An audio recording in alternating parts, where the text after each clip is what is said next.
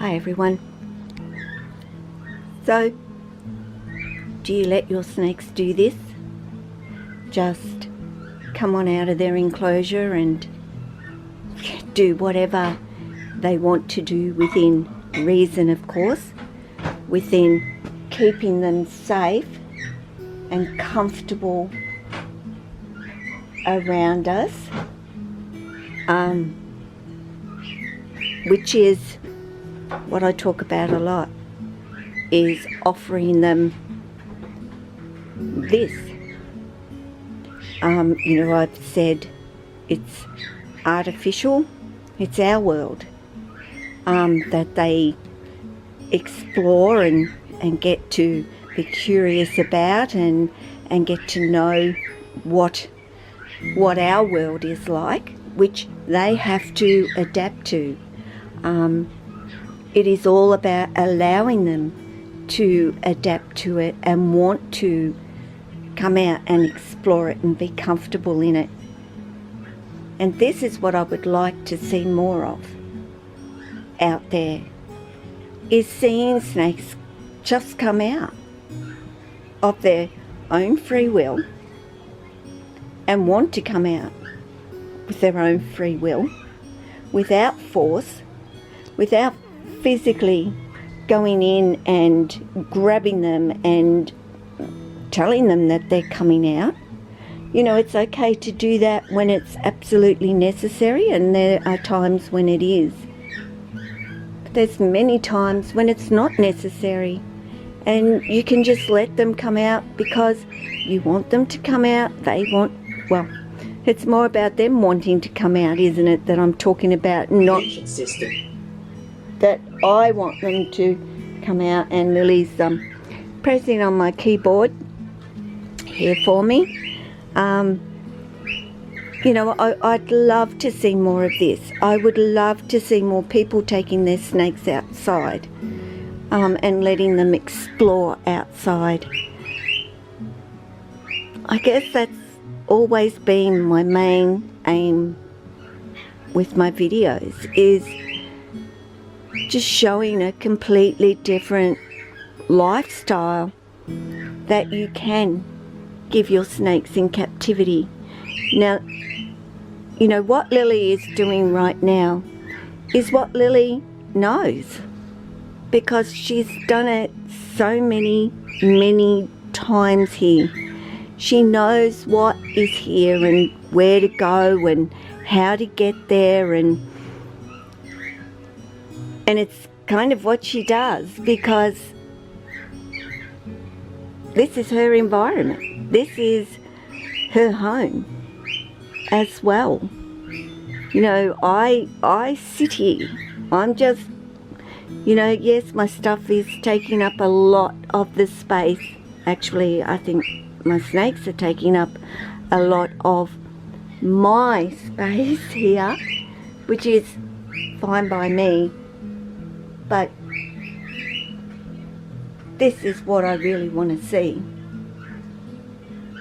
Videos of people interacting with their snakes. They're just showing me, just how beautiful they are, and what else do you know about them besides what they are, what species they are, and what they can produce, and what morph they are, and what else can you tell me about them? Can you tell me about their personalities? Can you tell me about their likes and dislikes and what you've got to know about them? As my bird is chirping away, and I apologise. That's my littlest one chirping. He's sometimes the loudest, but don't they say that? The littlest is the loudest. But yeah. What else do you know about them? That's what I am really interested in hearing more than anything. And it's missing. It's very much missing, and I think it's very important and a big part of educating other people to see more about them. And I can't put it into words. We all know they live in a tub or an enclosure and requiring the heat and to thermal regulate and fresh water, and we all know that. You know, we do very much know that. And you know, I guess I don't discuss breeding and genetic side of that with them because, yeah, I don't breed. But even so, my videos would not be based around the genetics and breeding and what I'm going to get, and it just wouldn't be, and I mean that, it just would not be. It would still be based very much on the snake's individuality, their own personalities, and the things that they do that is just so interesting beyond all that basic information. Educating is, I guess for me, showing others that snakes can live in harmony with us, that they're not these wild creatures that are going to harm you, but in actual fact are so open to becoming a friend to you and trusting you to such a degree that they actually want to be with you. They don't want to be on their own in an enclosure. They will constantly beg and beg to come on out and be out with you and around you rather than being in their enclosure, is what I'm saying. And that's my enjoyment, and that is their enjoyment. It's a, you know, I've said a two-way street. It's got to cut both ways. They have to know that you care and that you're going to respond to them when they're telling you something, because if you don't, they'll stop. They'll just give it up. They won't bother.